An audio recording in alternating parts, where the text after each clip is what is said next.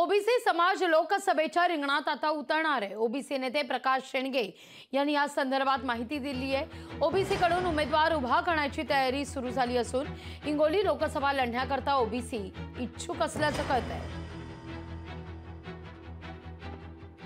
हिंगोली लोकसभा मतदारसंघाचा खासदार हा ओबीसीचाच झाला पाहिजे म्हणून आमच्या ओबीसी बहुजन पार्टीचे राष्ट्रीय अध्यक्ष माजी आमदार प्रकाश शेंडगे यांनी ठरवलेलं आहे की हिंगोली लोकसभा मतदारसंघामधून आपण ओबीसी बहुजन पार्टीकडून उमेदवारी या ठिकाणी उभा करायचा आहे।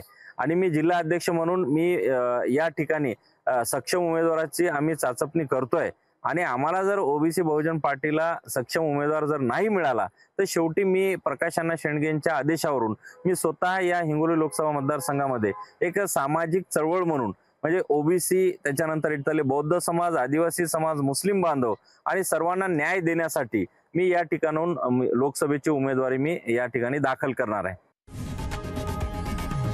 लोकशाही मराठी ऐका, पहा, जागरूक रहा।